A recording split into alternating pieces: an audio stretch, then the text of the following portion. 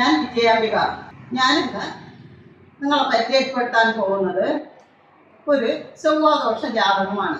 15/6/1956, ജനന സമയം 10:30 AM. ഇതാണ് ഗ്രഹനില. ലഗ്നം ചിങ്ങത്തിൽ, ചൊവ്വ നിൽക്കുന്നത് കുംഭത്തിൽ. അപ്പോൾ ഏതൊരു ജ്യോത്സ്യനും പെട്ടെന്ന് മനസ്സിലാകും ഇത് ചൊവ്വാദോഷ ജാതകമാണ്. എന്നാൽ ചന്ദ്രൻ്റെയും വ്യാഴൻ്റെയും പൂർണ്ണദൃഷ്ടി ഇവിടെ ഉണ്ട്. പൊതുവെ 12 ഗുളിക നിൽക്കുകയാണെങ്കിൽ ദാമ്പത്യം അത്ര സുഖകരമായി കണ്ടിട്ടില്ല. ഈ ചന്ദ്രൻ 12ന്റെ അധിപനാണ്. ഈ വ്യാഴം 5ന്റെയും 8ന്റെയും അധിപനാണ് ലഗ്ന. ഇനി നമുക്ക് ചൊവ്വാദോഷം ബാധിക്കാതിരിക്കുന്നത് എവിടെയാണെന്നൊക്കെ നോക്കാം. ലഗ്നം തുലാത്തിൽ വരികയും ചൊവ്വ മേടത്തിൽ വരികയും ചെയ്താൽ ചൊവ്വാദോഷം ബാധിക്കില്ല.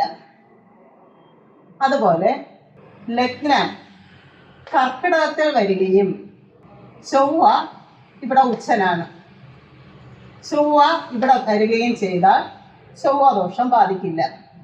ലഗ്നം ഇടവത്തിൽ വരികയും ചൊവ്വ വൃശ്ചികത്തിൽ വരികയും ചെയ്താൽ ചൊവ്വാദോഷം ബാധിക്കില്ല. ലഗ്നം മകരത്തിൽ വരികയും ചൊവ്വ ഇവിടെ നീചഭംഗം വന്നിട്ടുണ്ട് എങ്കിൽ അതും ചൊവ്വാദോഷം ബാധിക്കില്ല. ഇനി ഞാൻ കാര്യത്തിലേക്ക് വരാം. ഈ ജാതകക്കാരിയുടെ ഭർത്താവ് ഒരു ചുള്ള നടത്തി വരികയായിരുന്നു. ചുള്ള എന്ന് പറഞ്ഞാൽ ഇഷ്ടിക ഉണ്ടാക്കുന്ന സ്ഥലം, അതായത് ചുടുകല്ലുണ്ടാക്കുന്ന സ്ഥലം.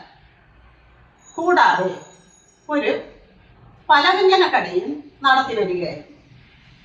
ഈ പലവ്യഞ്ജന കടയിൽ 26 വയസ്സുള്ള ഒരു യുവതി സാധനം വാങ്ങാൻ വരും.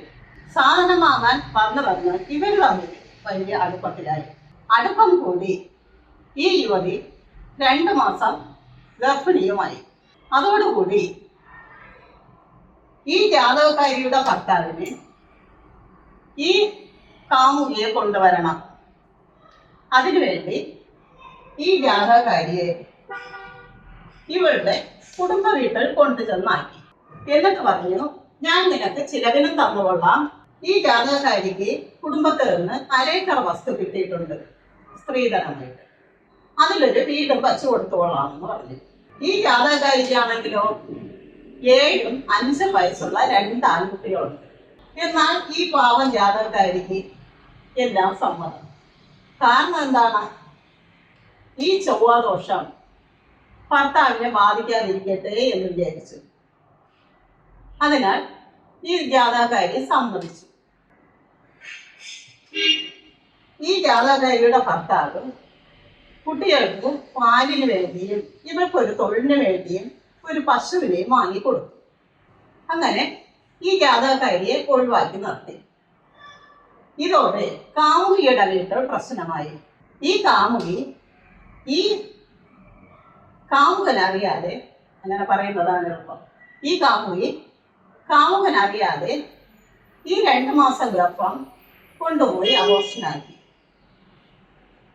ഇതറിഞ്ഞ കാമുകൻ ഇനി ഈ കാമുകി ഇവന്റെ ജീവിതത്തിലേക്ക് വരില്ല എന്ന് മനസ്സിലാക്കിയതോടുകൂടി ഇവൻ ഒരു ലെറ്റർ എഴുതി വച്ച് ആത്മഹത്യ ചെയ്തു.